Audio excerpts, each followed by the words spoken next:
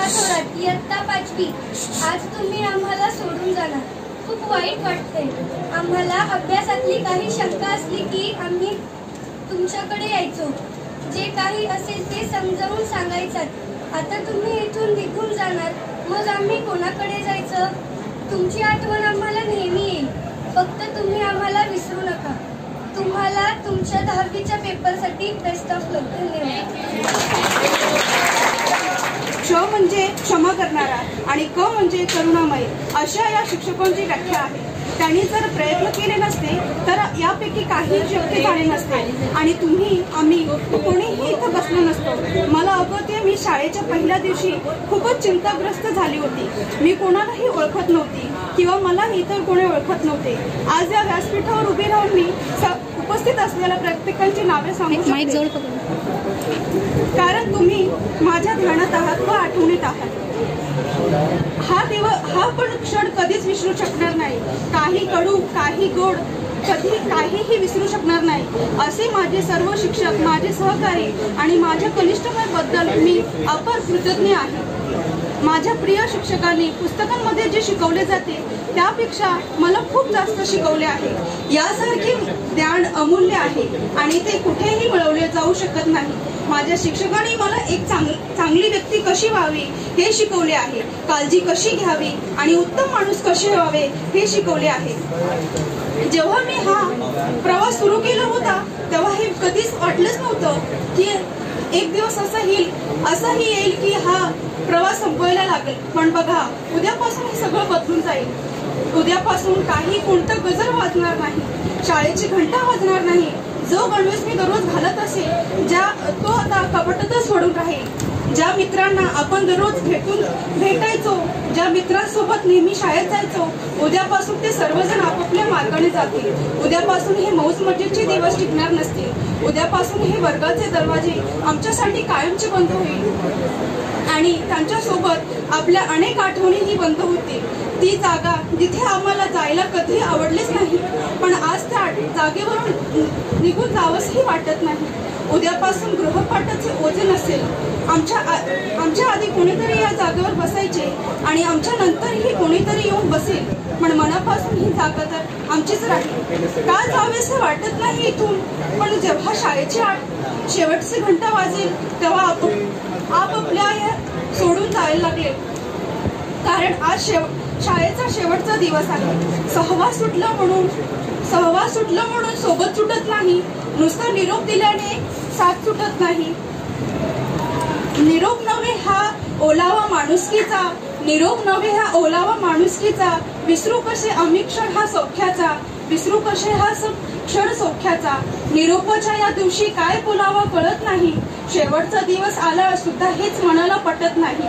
काय लिहावं, काय बोलावा निरोपाच्या या वेळी खूप विचार केला आणि सुचल्या काही ओळी. शाळेच्या या शेवटच्या दिनी डोळ्यात आले पाणी. आठवू लागल्या शाळेतल्या त्या अविस्मरणीय आठवणी. आठवू लागले वर्गाचे मजेशीर किस्से आणि रिसेस मधल्या धिंगा मस्तीतल्या त्या गमती जमती. शाळा सोडते याची नक्कीच आहे खंत मनी, पण तुमच्यासारखे जिवलग मित्र कायमच राहतील ध्यानी. यशाची शिखरे गाठण्यासाठी या शाळेने खूप काही शिकवले. या शिक्षकांनी आम्हाला कलेने घडविले.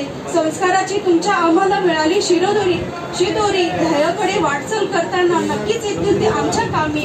आपल्या सर्वांपुढे असेल ते आता ध्येयाची एक नवी वाट, नवे विश्व, नवी आशा आणि नवे उमेदाची पहाट. बघता बघता हे वर्ष कसे गेले काहीच कळलं नाही. खरंच आपला आता स्कूल लाईफ संपलं. मित्रांनो, विसरू नका या तुमच्या मैत्रिणीला एवढीच आहे इच्छा. मित्रांनो, नका विसरू या तुमच्या मैत्रिणीला एवढीच आहे इच्छा. आणि तुम्हाला सर्वांना पुढील आयुष्याच्या खूप खूप शुभेच्छा. शाळा म्हणजे काय असतं आज कळतंय मला. शाळा म्हणजे काय असतं आज कळतंय मला. इथून दूर जाताना सगळं आठवतंय मला. घेताना आज निरोप शाळेचा आले भरून डोळे. शाळेतील दिवस म्हणले स्मरणाच्या पुस्तकातील पाने. कितीही सुखद असली तरी कुठेतरी स्वप्नारी वाट असते, पण संपणाऱ्या वाटेसोबत जन्मणारी नवी पहाट असते. येथून दूर जाताना डोळे भरून आले, येथून दूर जाताना डोळे भरून आले. वेळ ही थांबून जावी असं का घडत नाही? येथून दूर जाताना पाऊल पुढे पडत नाही. निरूप येथून घेत आहे, आला दुसरा बोलावा. हृदयामध्ये जपून ठेवीन आपुलकीचा ओलावा. निरोपाच्या सोहळ्याची कधीही करू नये खंत, निरोपानंतरच्या भेटीला नसतो कधीच अंत. बोलले असेल उलटून झाल्या असतील चुका, विसरून सारे द्या आशीर्वाद.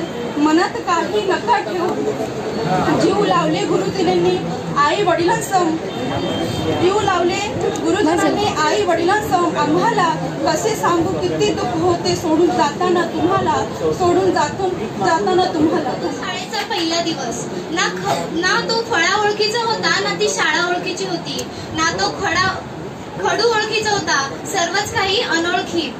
पण या शाळेनं किती लवकर आम्हाला आपलंसं करून दिलं, आम्हाला समजावून घेतलं. आणि या आपल्याशा वाटणाऱ्या शाळेत मित्रमैत्रिणींची संगत काहीतरी वेगळीच होती. आणि अशाच या माझ्या प्रिय आणि खट्याळ मित्रमैत्रिणींसाठी या छोट्याशा कविता, छोट्याच पण मजेदार. तू सूरजमुखी मी चंद्रमुखी, तू सूरजमुखी मी चंद्रमुखी, मैं तुझसे दुखी तू मुझसे दुखी, स्वीटी तू छत से कूद जा मैं भी सुखी तू भी सुखी. त्याचं गाव पुणा, ह्याचं गाव पुणा, त्याचं गाव पुणा, याचं गाव पुणा. सुनील आणि सचिनची जोडी म्हणजे तंबाखू आणि चुना. रेशमा तेरे आते ही हवा की खुशबू आई, रेशमा तेरे आते ही हवा की खुशबू आई, मैं समझ गई पगली तू आज फिर से नहा के नहीं आई. रूप तेरा मस्ताना खळी पडली हसताना, रूप तेरा मस्ताना खळी पडली असताना. आणि खुर्ची तुटली विनय बसताना, खुर्ची तुटली विनय बसताना. अटक मटक चवळी चटक, अटक मटक चवळी चटक. उंची वाढत नसेल तर आचल गेट, शाळेच्या गेटला जाऊन लटक. काही दिवसांनी आम्ही मित्रमैत्रिणी जमलेलो असो तेव्हा शिक्षकांची आठवण कशी काढू. पहिला म्हणतो मित्र कोण होतं, घरात मॅडम नाव त्यांचं होतं. मॅडम खूप भारी शिकवायच्या, आमच्याशी खूप छान बोलायच्या. लगेच दुसरा म्हणतो माहिती आहे ना चिखलेकर सर कसे होते, माहिती आहे ना चिखलेकर सर कसे होते. शिक्षक ते इंग्लिशचे होते, थोडे हटके होते, फोडले त्यांनी सर्वांचे मटके होते, फोडले त्यांनी सर्वांचे मटके होते. सर आमच्या नेहमी लक्षात राहतील. तेवढ्या तिसरा म्हणतो पाटील सरांना विसरणं कसं शक्य होईल, पाटील सरांना विसरणं कसं शक्य होईल. त्यांचा एकच डायलॉग नेहमी लक्षात राहील.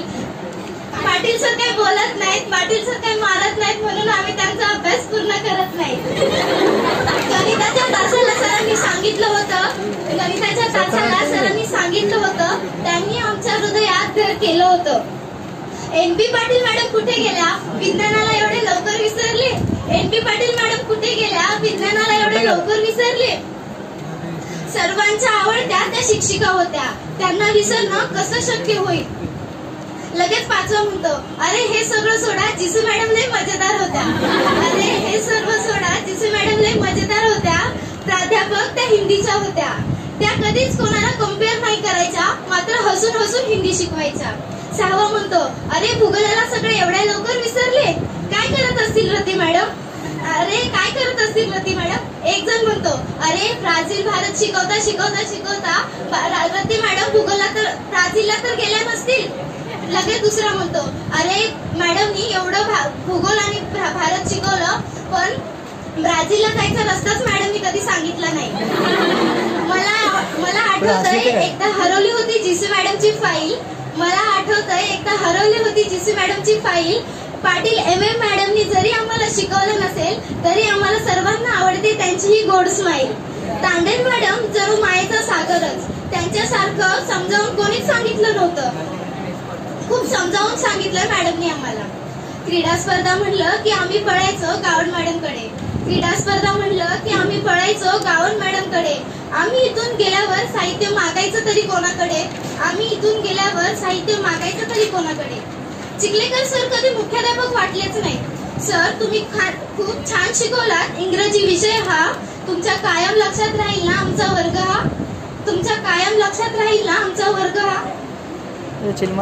पाटील सर म्हणलं की सगळा वर्ग शांत बसायचा. पाटील सर म्हणलं की सगळा वर्ग शांत बसायचा. सर जोपर्यंत वर्गात आहे तोपर्यंतच शांत असायचा. सर जोपर्यंत वर्गात आहे तोपर्यंतच वर्ग शांत बसायचा. एकदा का सर वर्गाबाहेर पडले की आमचा गोंधळ सुरू व्हायचा. आमचा गोंधळ सुरू व्हायचा. NP पाटील मॅडम आमच्यासाठी खास होत्या. NP पाटील मॅडम आमच्यासाठी खास होत्या. तुम्हाला हे उदाहरण नक्की येणार अशा विश्वास देणाऱ्या त्याच होत्या. आमच्यापेक्षा जास्त विश्वास त्यांचा आमच्यावर होता. आमच्यापेक्षा जास्त विश्वास त्यांचा आमच्यावर होता. खरंच NP पाटील मॅडम आमच्यासाठी खास होत्या. घरत मॅडम सुद्धा आम्हाला खूप आवडायच्या. त्यांचं ते साधं सरळ शिकवणं खूप सोपं वाटायचं. घरत मॅडम आणि रती मॅडम कधी शिक्षक वाटल्याच नाही. त्या एका मैत्रिणीसारख्या होत्या. पण आज अचानक मैत्रीचा आमचा सहवास का सुटतोय? त्रास तर आम्ही त्यांना सुद्धा दिला. पण आमची मैत्री एवढी अटूट होती की त्यांना तो कधी व्यक्तच करता आला नाही. प्रेम तर आमच्यावर आमच्या मावशींचं सुद्धा होतं. प्रेम तर आमच्यावर आमच्या मावशींचं सुद्धा होतं. मॅडम पेक्षा जास्त त्रास आम्ही मावशींना दिला. पण खरंच मावशी तुम्ही आम्हाला विसरणार तर नाही ना? नैना मॅडमनी आम्हाला कधी शिकवलं नाही. नैना मॅडमनी आम्हाला कधी शिकवलं नाही. पण आम्ही त्यांना कधी विसरणार नाही. आम्ही त्यांना कधी विसरणार नाही. काय बोलू मी आज शब्द शब्द गोठलेला, आठवणीच्या हिंदोळ्यावर थेंब थेंब साठलेला. ज्याची आतुरता होती आज तोच क्षण नको वाटतोय. ज्याची आतुरता होती तोच क्षण आज नको वाटतोय. का आज कंठ एवढा दाटून येतोय? निरोप हा शब्दच नको वाटतोय. निरोप हा शब्दच नको वाटतोय. 6 वर्षांचा सहवास आज अचानक का तुटतोय? आज अचानक का तुटतोय? यापुढे नाही देणार त्रास आम्ही तुम्हाला. यापुढे नाही देणार तुम्हाला त्रास. पण खरंच प्रत्येक शिक्षक होता आमच्यासाठी खास. हे असू दे काही पण आमच्या त्रासातून मुक्त व्हाल. आजपासून प्रत्येक जण निवांत राहाल. जीसी मॅडम आमचं मायेचं कवच होत्या. नाही आजपासून आमच्या जीसी मॅडमला कोणी काही म्हणणार. कारण आज जातोय ना आम्ही मग निवांत त्या राहणार. पण त्यांचं मन कुठंतरी हळवळणार. कारण आज त्यांची मुलं त्यांना सोडून जाणार. मॅडम आमच्या डोळ्यातले अश्रू सांगतील आम्ही एवढे वाईट नव्हतो. मॅडम आमच्या डोळ्यातले अश्रू सांगतील एवढे वाईट नव्हतो आम्ही. नाही देणार त्रास आता. कारण आम्ही शाळा सोडून जातोय. आम्ही शाळा सोडून जातोय. आम्ही नाही म्हणावं लागणार आजपासून 10वीचा वर्ग असा तसा. नाही म्हणावं लागणार आजपासून 10वीचा वर्ग असा तसा. आज जातोय आम्ही. आता तुम्ही शांत बसाल. वाईट फक्त याच गोष्टीचं वाटतंय आमच्यावर आईप्रमाणे प्रेम करणारं एक छत्रच आमच्या डोक्यावरून नाहीसं होणार. आमचं काही चुकलं तरी प्रेमानं सांगणार. आम्ही गेल्यावर तुम्हाला त्रास कोण देणार? आम्ही गेल्यावर तुम्हाला त्रास कोण देणार? शनिवारी आम्ही जेव्हा शाळेत आलो तेव्हा मॅडमच्या डोळ्यात पाणी सांगत होतं की मॅडम ना आमचा किती लढा आहे. शनिवारी जेव्हा आम्ही शाळेत आलो होतो तेव्हा मॅडमच्या डोळ्यातलं पाणी सांगत होतं की आमचा त्यांना किती लढा आहे. मॅडम आम्ही तुम्हाला खूप त्रास दिलाय. खरंच सॉरी. पण इथून पुढं असा त्रास तुम्हाला कुणीच नाही देणार. खरंच खूप त्रास दिला आम्ही तुम्हाला. म्हणून आम्हाला विसरणार तर नाही ना? म्हणून आम्हाला विसरणार तर नाही ना? कठोर मन सुद्धा आज हळवं होतंय. कठोर मन सुद्धा आज हळवं होतंय. या हळव्या मनाला आवरणं खूप अवघड जाते. आमच्या मॅडम दिसतात तेवढ्या कडक नाही. जेवढ्या त्या कडक दिसतात त्यापेक्षा जास्त त्या हळव्या आहेत. जेव्हा मॅडम म्हणायच्या माझी मुलं म्हणायला मला लाज वाटते तेव्हा मनात घाबरल्यासारखं व्हायचं. पण या मॅडमचा हा राग जास्त काळ टिकायचा नाही. तेवढंच प्रेम होतं मॅडमचं आमच्यावर. घेताना आज निरोप शाळेचा आले भरून या डोळे. घेताना आज निरोप शाळेचा आले भरून या डोळे. 5 वर्षांतील दिवस बनले स्मरणांच्या पुस्तकातील पाने. आले होते तेव्हा सारेच मातीचा गोळा. आले होते तेव्हा सारेच मातीचा गोळा. घडविले शिल्प या लहानसे या मायेने. घडविले शिल्प या मायेने. कुंडीतल्या मातीतले लहानसे रोपटे उद्या लागणार जगाच्या मातीत. शाळा म्हणजे घर अशी मनाची पकड. घेताना आज निरोप त्या घराचा. प्रश्न हा पडला सगळ्यांना कशी विसरायची ही आई. कशी विसरायची ही आई. कशी विसरायची ही आई. धन्यवाद. सुरवंताचे झाले पाखरू लागरे सर्वत्र भराऱ्या घेऊ. नवे जग नवी आशा शोध घेण्याची जबर मनीषा. आपल्या शाळेने लावले वळण त्यावर चढवा यशाची चढण, त्यावर चढवा यशाची चढण. हे वळण लावण्यासाठी तुम्हाला आपल्या शाळेनं म्हणजे सर्व शिक्षकांनी अगदी खूप असं चांगलं मार्गदर्शन केलेलं आहे आणि ह्या वळणावरच तुम्हाला पुढे जायचं आहे आणि जीवनामध्ये तुम्हाला चांगलं यश संपादन करायचं आहे. आणि या शाळेने जी काही शिदोरी तुमच्याकडे दिलेली आहे ती शिदोरी तुम्हाला जीवनामध्ये यशस्वी करणार आहे. आता आपल्याला बघायचं आहे की आपल्याला चांगलं गुण मिळवायचे आहेत. मग आता चांगलं गुण मिळवायचं आहे म्हटल्यानंतर आता जसं म्हणजे नाही म्हणताना तुम्हाला आम्ही भरपूर समजावलेलं आहे. जितका आम्हाला तुम्ही त्रास दिलेला आहे, मी नेहमी तुम्हाला म्हणायचे हे बघा जितका त्रास दिला तेवढी आठवण तुम्हाला आमची येणार आहे. प्रत्येक क्षणी मी तुम्हाला म्हटलेलं आहे. कारण शिस्तीशिवाय आयुष्य म्हणजे होकायंत्राशिवाय जहाज. जहाजाला मार्ग दाखवायचा आहे म्हटल्यानंतर होकायंत्र हा आपल्या समोर दिसला पाहिजे तरच जहाज म्हणजे चांगल्या मार्गावर जाणार आहे, नाहीतर तो जहाज कुठेतरी जाऊन बुडेल. तशी आपली अवस्था आहे. त्यामुळं तुम्हाला जी काही शिस्त लावलेली आहे आम्ही त्यानुसारच तुम्ही पुढे जाणार आहात. कधीनिशी घ्या भरारी आकाशी, पूर्ण ताकदीनिशी आमच्या शुभेच्छा सदैव असतील तुमच्या पाठीशी, सदैव असतील तुमच्या पाठीशी. धन्यवाद. की यश हे मिळवत असतो ते कोणासाठी मिळवत असतो? बऱ्याचदा विद्यार्थी आई वडिलांसाठी यश मिळवत असतात, पण माझ्या मते ते चुकीचं आहे. यश हे फक्त तुमच्यासाठी मिळवायचं आहे. तुम्हाला नक्की कुठे जायचं आहे, कोणती दिशा घ्यायची आहे हे तुम्ही ठरवायचं आहे. मग नंतर निकाल लागल्यानंतर अरेच्या मला इथे जायचं होतं आणि मग मी हे घेतलं, माझं असं झालं, तसं नाही. मग 35% मिळवणारा विद्यार्थी सुद्धा यश संपादन करत असतो आणि 85% मिळवणारा विद्यार्थी मागे जात असतो. त्याचं कारण आहे आपण निवडलेला जो आपली आकांक्षा आहे, इच्छा आकांक्षा ही चुकीच्या मार्गाने गेलेली असते. म्हणूनच मुळात हे यश मिळवत आहोत हे आपण स्वतःसाठी मिळवायचं आहे, स्वतःच्या इच्छेसाठी मिळवायचं आहे.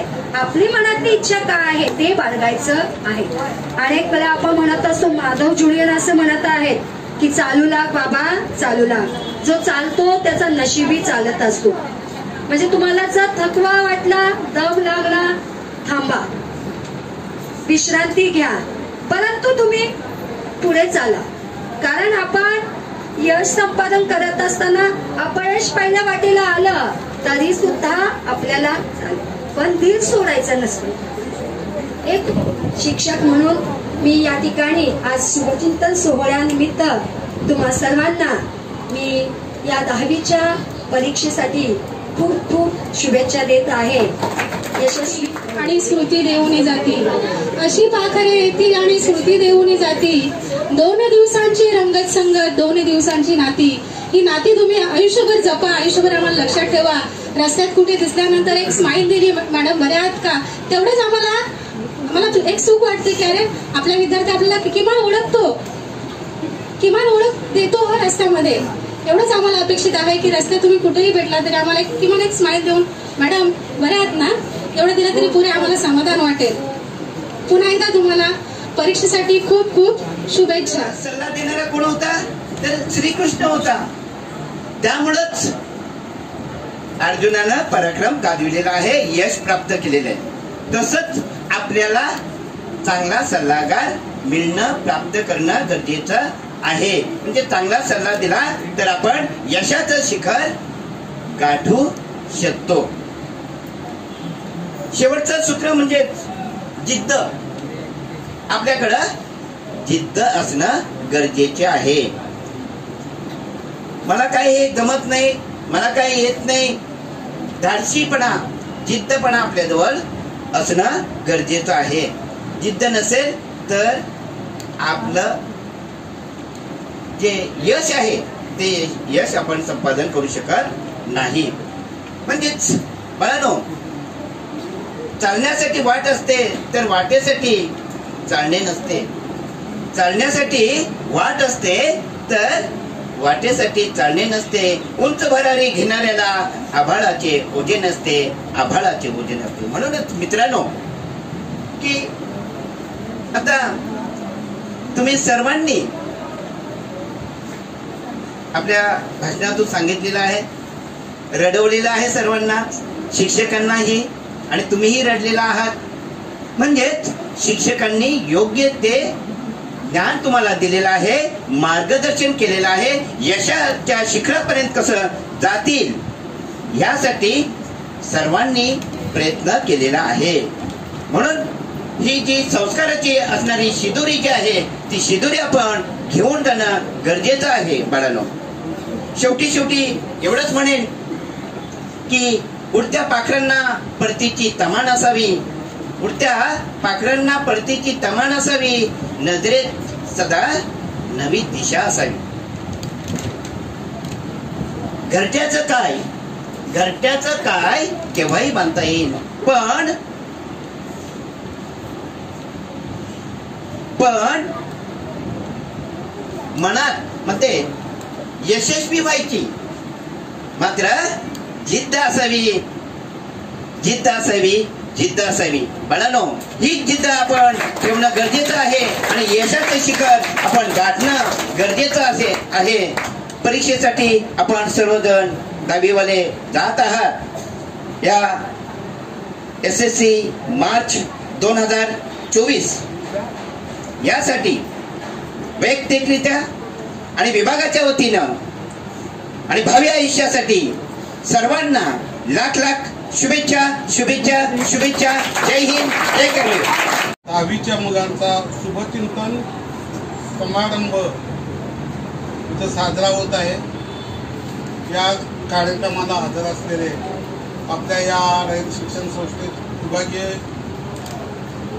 इन्स्पेक्टर ठाकूर सर, या शाळेचे मुख्याध्यापक, सर्व शिक्षक वर्ग, विद्यार्थी मित्र.